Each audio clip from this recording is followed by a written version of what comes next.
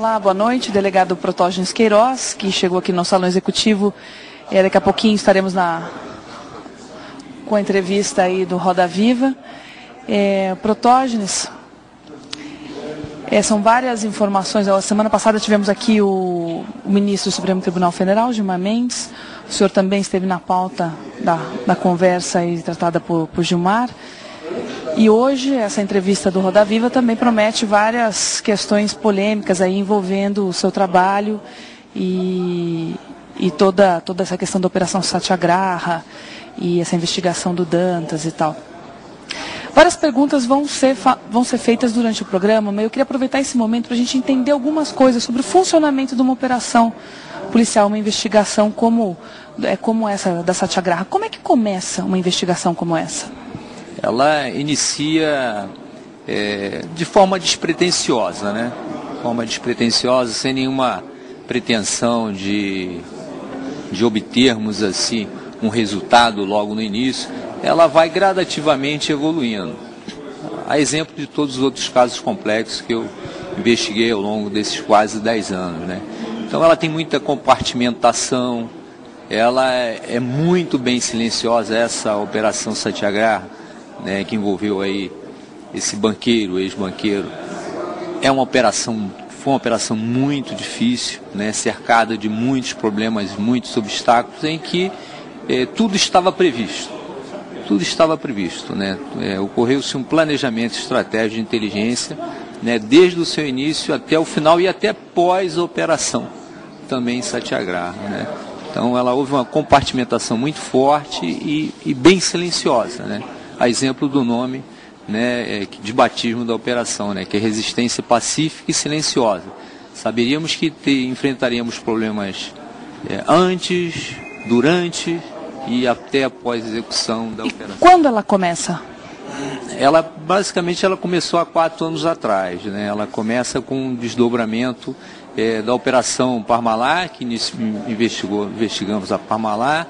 Depois há um incidente de investigação do caso da Kroll, e com o caso da Kroll nós identificamos ali um liame de espionagem empresarial, né, com indícios perpetrados pelo grupo Opportunity através do banqueiro bandido Daniel Dantas. E uma coisa que veio... Aí depois é que vem a surgir a Operação Satyagraha, né, desse incidente dessas duas operações. Uma questão que veio a público é justamente como a Polícia Federal procede no caso de interceptação telefônica. No caso da Satyagraha, quais foram os critérios usados para se pedir interceptação de telefonemas? A princípio, né, é uma operação de inteligência, né? Ela, antes de ser uma investigação de polícia judiciária, ou seja, com formato, investigação quando ela começa com formato de portaria, enfim. Então, essa foi uma operação de inteligência, ou seja, ela teve polícia judiciária, ou seja, um inquérito formatado, e além disso um trabalho de inteligência muito forte com interceptação de dados, né? Interceptação e vigilância de dados, que veio por meio de interceptação telefônica, por meio de interceptação de e-mails e também por meio de vigilância convencional, ou seja, de filmagem, escutas em ambientes e fotografias. Mas houve interceptações sem autorização judicial? Não, em momento algum. Todas as interceptações e escutas foram feitas com autorização judicial. Em nenhum momento ocorreu tal fato, né? Embora muitos alegassem, né, indícios, enfim, querendo inverter a situação, né, nessa operação, mas em nenhum momento houve fato dessa natureza. Até porque, né, nós, né, como integrantes da Polícia Federal, né, ao longo desses 10 anos, nós nos pautamos sempre dentro da lei. E qualquer pessoa pode ter o seu sigilo, nesse caso, interceptado ou violado? Como é que funciona? Qual que é o limite ético? Se coloca no lugar de um cidadão, né? A gente teve um debate aqui na Opinião Nacional, justamente a questão que foi colocada foi a seguinte: qual o limite entre o direito do cidadão de se proteger e o direito dele manter a sua privacidade? Evidentemente que a lei de interceptação ela precisa, né, ser melhorada, né? No formato que está hoje, ela até restringe um pouco a atividade policial. Ela não é tão ampla, ela não é tão elástica assim, né? Óbvio que o cidadão de bem, ele não tem que se preocupar. Ele não tem que se preocupar porque não vai ser alvo de nenhuma investigação, mormente de uma operação de inteligência, né? Aquelas pessoas que realmente andam uma vida não muito regrada, fora da lei, é que tem que se preocupar mesmo, né? E aqueles que, porventura, pensam que ter a vida regrada ou que até mesmo venha a se comunicar com um bandido, tem que ficar preocupado. Agora, o cidadão de bem não. O cidadão de bem agradece, que a grande maioria do país não tem essa preocupação e nem esse, vamos se dizer, privilégio de ter uma operação de inteligência, né, que vai interceptar os seus dados. Isso aí, né, o cidadão brasileiro, aquele que acorda às 5 da manhã e vem para casa, né, leva a sua marmita, esse pode ficar tranquilo que ele não tem nenhum tipo de preocupação, até porque ele não tem nenhum perigo a oferecer para a sociedade, para o país.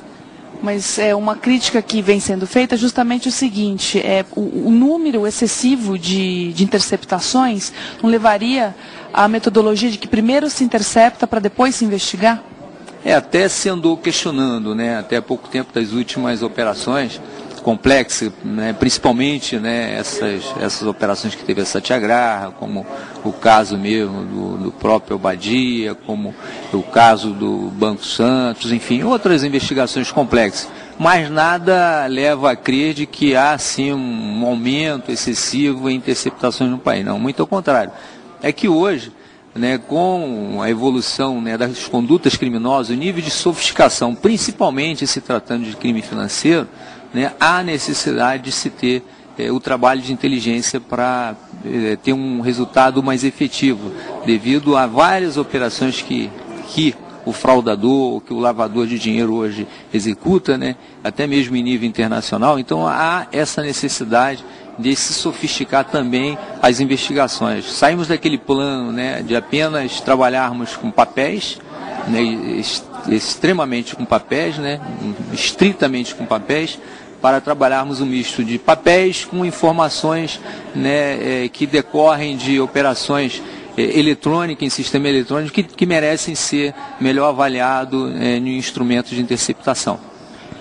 E nós tivemos também aí, nesse período, né, essa questão do envolvimento de agentes da ABIN nas investigações.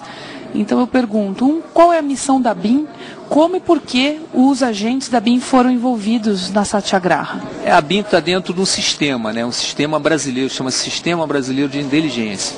Ou seja, esse sistema, ele tem respaldo legal. Existe uma lei federal, a Lei 9.883, né, de 1999, e a lei regulamentada pelo Decreto 4.376 de 2002, que diz lá no seu parágrafo 2º, salvo engano, né, do que o sistema é competente, quais atribuições do sistema, ou seja, produzir conhecimento, analisar esse conhecimento produzido, né, adquirir esse conhecimento por meio, né, de instrumentos que vão propiciar o resultado na aquisição desse conhecimento. O que é esse conhecimento? É realmente auxiliar nas investigações, e até a própria Polícia Federal também, como componente, né, do Sistema Brasileiro de Inteligência, está inserido nesse dispositivo. E lá, ao final do dispositivo, é bem claro, né, se destina à segurança da sociedade ou do Brasil. No caso da Operação Satyagraha, né, teve ali a presença, sim, né, de oficiais de inteligência da ABIN, de que prestaram relevante serviço ao país e à sociedade, a auxiliar o nosso trabalho. E como foi definido que esses agentes participariam? Foi definido a partir do momento que houve assim, uma certa dificuldade de eu levar à frente no trabalho na Polícia Federal. Então houve aí uma dificuldade operacional, e eu, para suprir essa dificuldade operacional, me vali do sistema que me permite, ao qual eu faço parte desse próprio sistema, né? E não é a primeira operação da Polícia Federal que funcionários oficiais de inteligência da ABIN. E que problema foi esse? Problemas de toda a ordem, né? Desde de nós sofrermos vigilância, né, durante a operação, de estarmos sendo vigiados, até uma falta de infraestrutura em nível de recurso de pessoal. Né? Eu cheguei a ter, basicamente, no mês de janeiro e fevereiro desse ano, cerca de 4 agentes de Polícia Federal para dar conta de 1.300 chamadas de ligações por dia, né, com mais de 6.000 e-mails interceptados. Então, humanamente impossível. né, um grupo de 5 policiais dá conta